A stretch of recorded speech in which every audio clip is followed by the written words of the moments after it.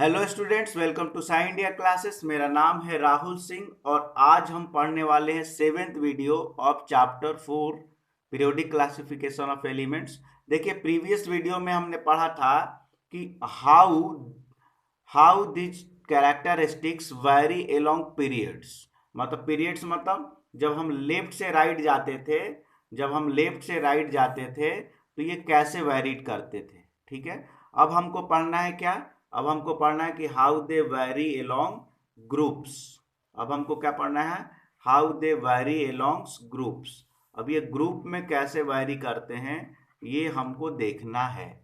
Group में मतलब जब ऊपर से नीचे आता है तो क्या होता है, यही देखना है। बहुत इजी है, आइए देखिए।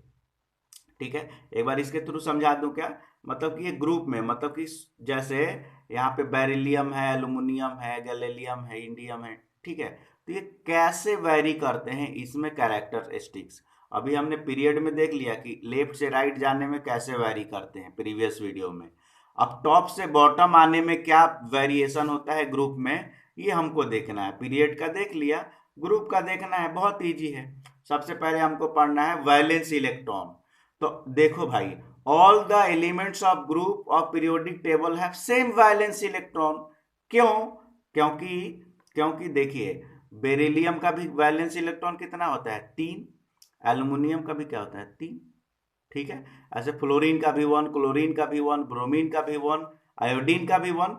मतलब when we move from top to bottom in a group, the numbers of valence electron will be same. In other words, we can say that the valence electrons are same along the groups, or in a group the valence electrons are same. आई बात समझ में? तो simple सी बात होती है कि group में valence electron का कोई भी चेंजिंग नहीं होती है। ठीक है, कोई भी चेंजिंग वैलेंस इलेक्ट्रॉन्स में नहीं होता है। जैसे लिथियम का, तो इसका इलेक्ट्रॉनिक कॉन्फ़िगरेशन क्या होगा? 2 और 1। It means it's valence electron is 1। In same way sodium का 281, इसका भी वैलेंस इलेक्ट्रॉन, पोटेशियम का भी वैलेंस इलेक्ट्रॉन 1। मतलब कुल मिला के इसकी वैलेंस इलेक्ट्रॉन कोई भी चेंजिंग नहीं होने वाली है वैलेंस इलेक्ट्रॉन्स में। ठीक है, मतलब कि वैलेंस इलेक्ट्रॉन ग्रुप में सेम रहता है। और क्योंकि क्योंकि वैलेंस इलेक्ट्रॉन सेम रहता है तो वैलेंसी भी क्या रहेगी? सेम। तो in a group valence electron and valency are same. आइए तीसरी प्रॉपर्टी देखते हैं ग्रुप में कैसे वैरी होती है। उसके पहले कि हम आगे बढ़े, लिख लें कि how they vary along group. तो वैलेंस इलेक्ट्रॉन क्या रहता है? नो चेंज, सेम रहता है। ऐसे ही अगर कही जाए कि वैलेंसी, तो वैलेंसी भी क्या रहती है? सेम। अब तीसरा देखना है साइज ऑफ एटम्स। आइए देखते हैं साइज ऑफ एटम्स क्या होता है। तो साइज ऑफ एटम्स और एटॉमिक साइज में क्या वेरिएशन होता है?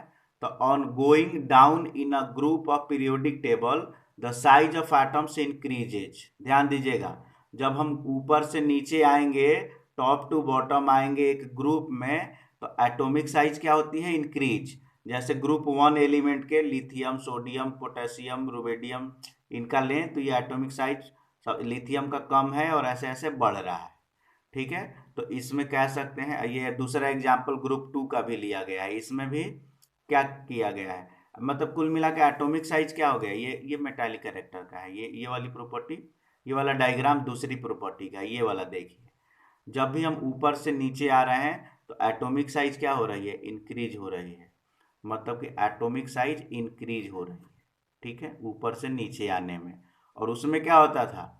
ठीक है, पीरियड में क्या होता था? लेफ्ट से राइट जाने में एटॉमिक साइज डिक्रीज होती थी। ठीक है, वैलेंस इलेक्ट्रॉन 1 to 8 तक इंक्रीज होता था, वैलेंसिंग 1 to 4 इंक्रीज, फिर 4 to 0 डिक्रीज। लेकिन इसमें क्या हो रहा है ग्रुप में? सेम, ये भी सेम, और इसमें साइज ऑफ एटम्स ऊपर से नीचे आने में इंक्रीज हो रहा है। अब हम देख लेते हैं मेटालिक कैरेक्टर।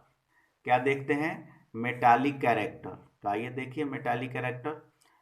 मेटालिक कैरेक्टर को इलेक्ट्रोपॉजिटिव कैरेक्टर भी कहते हैं। ठीक है, इलेक्ट्रोपॉजिटिव मतलब मेटालिक कैरेक्टर, और इलेक्ट्रोनिगेटिव मतलब नॉन मेटालिक कैरेक्टर। ठीक है, ध्यान रखिएगा। तो on going down in a group मतलब टॉप से नीचे जाओगे ग्रुप में, तो ठीक है, तो मेटालिक कैरेक्टर इंक्रीज करता है। ठीक है, उसमें भी क्या करता था मेटालिक कैरेक्टर, उसमें क्या होता था, मेटालिक कैरेक्टर डिक्रीज होता था। इसमें क्या होता है, इंक्रीज करता है। ऊपर से आओगे लिथियम सोडियम में तो मेटालिक कैरेक्टर क्या हो रहा है, देखो मेटालिक कैरेक्टर इंक्रीज हो रहा है और नॉन मेटालिक कैरेक्टर क्या हो रहा है, डिक्रीज। क्योंकि मेटालिक कैरेक्टर इंक्रीज तो नॉन मेटालिक कैरेक्टर डिक्रीज। और मेटालिक कैरेक्टर को इलेक्ट्रोपॉजिटिव कैरेक्टर कहते हैं और नॉन मेटालिक कैरेक्टर को इलेक्ट्रोनेगेटिव में कैरेक्टर कहते हैं। ठीक है, तो आई बात समझ में। जब हम ऊपर से जाएंगे तो मेटालिक कैरेक्टर क्या होता है हमारा, ये भी इंक्रीज हो रहा है। मेटालिक कैरेक्टर भी हमारा क्या हो रहा है, मेटालिक कैरेक्टर भी इंक्रीज करता है एक ग्रुप में। ठीक है, अब अगला हमको पढ़ना है केमिकल रिएक्टिविटी। क्या पढ़ना है, केमिकल रिएक्टिविटी। आइए देखते हैं। तो केमिकल रिएक्टिविटी क्या होता है, तो the chemical reactivity of metals increases on going down. जैसे ऊपर से नीचे जाओगे तो जो अगर मेटल वाले रहेंगे तो मेटल के केमिकल रिएक्टिविटी तो बढ़ेंगी, ठीक है, लेकिन नॉन मेटल की डिक्रीज होती हैं। अब देखिए इसमें तो भाई हमने पहले ही मेटल नॉन मेटल बांट लिया है। तो जैसे ग्रुप वन का एक एग्जांपल देखो, ग्रुप वन वाले सारे क्या हैं, ये सारे मेटल्स हैं। ठीक है, तो इनकी केमिकल रिएक्टिविटी इंक्रीज हो रही है ऊपर से नीचे जाने में, क्योंकि ये मेटल्स हैं। ग्रुप वन एलिमेंट सारे मेटल में आते हैं। लेकिन ग्रुप 17 जानते हो ना कि जैसे लेफ्ट से राइट जाओगे तो मेटालिक कैरेक्टर क्या होता है, डिक्रीज होती है। मतलब लेफ्ट वाला ग्रुप वन है तो इस तो मोस्ट रिएक्टिव मेटल है, लेकिन लास्ट वाला तो नॉन मेटल है। तो नॉन मेटल की यहाँ पे क्या हो रही है, रिएक्टिविटी डिक्रीज हो रही है। ऊपर से नीचे आने में नॉन मेटल्स की या ग्रुप 17 कह सकते हैं इन एलिमेंट्स की मेटा केमिकल रिएक्टिविटी डिक्रीज करती है ग्रुप में, लेकिन मेटल्स की क्या करती है, इंक्रीज करती है। तो ये याद रखिएगा। इसमें हम लिख सकते हैं कि इसमें जो मेटल होंगे, मेटल्स की तो इंक्रीज करती है, लेकिन जो नॉन मेटल्स होंगे उनकी डिक्रीज करती है। ठीक है, अब आ जाइए नेचर ऑफ ऑक्साइड देख लीजिए। ठीक है, last character nature of oxide. On going down in a group, जैसे ग्रुप में नीचे जाओगे ऊपर से नीचे, there is no change in nature of oxide of an elements, क्योंकि उसमें सेम टाइप के ऑक्साइड बनाया गया, क्योंकि वैलेंसी उसकी सेम रहती है। ठीक है, अब आपको पढ़ना है merits of modern periodic table. अब हमने पढ़ा था ना मेरिट्स और demerits of Mendeleev periodic table, ऐसे ही मेरिट्स ऑफ मॉडर्न की क्या होगी, इसकी मेरिट्स क्या है। तो ये बहुत इंपॉर्टेंट है कि what are merits of modern periodic table. तो पहला मेरिट कि the modern periodic table is based on the atomic number of elements which is most fundamentally property of element. बाकी सारे एटॉमिक मास पे डिपेंड थे, लेकिन ये एटॉमिक नंबर पे क्लासिफाइड रहता है।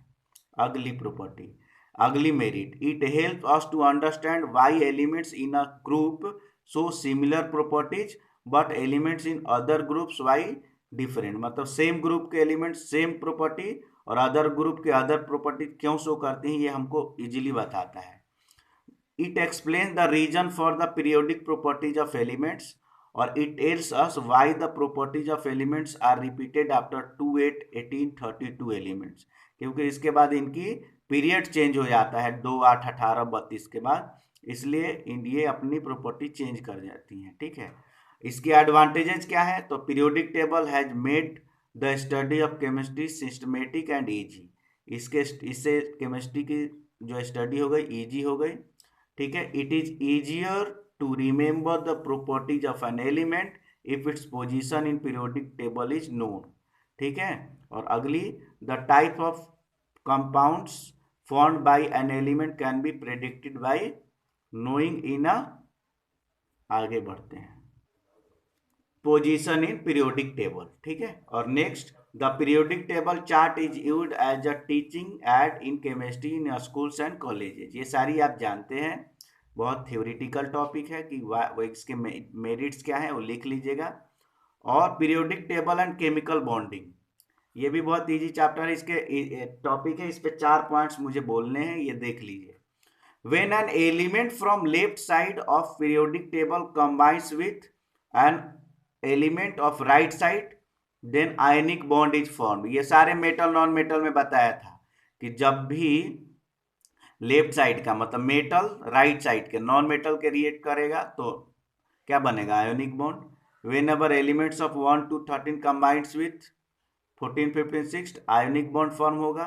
ये देख लीजिएगा यार, है ना। और टेबल कंबाइंड तो कोवैलेंट बॉन्ड कब बनता है और आयनिक बॉन्ड कब बनता है, ये 4 पॉइंट्स में दिया गया है। ठीक है, ये सारी चीजें मैंने मेटल्स एंड नॉन मेटल्स में आयनिक और कोवैलेंट बॉन्ड के बारे में बता दिया है। ये आपका चैप्टर यहाँ पे कंप्लीट होता है। ठीक है, अब नेक्स्ट हम पढ़ेंगे। ठीक है, इसका रिवीजन करेंगे, जो भी बच्चा रहेगा आपको हम बता देंगे। ठीक है, thank you so much, have a nice day, God bless you. इसको एक बार देख लीजिए अच्छे से, और इसको कम कर दे रहा हूँ मैं। ठीक है, इसको लिख लीजिएगा। Thank you so much.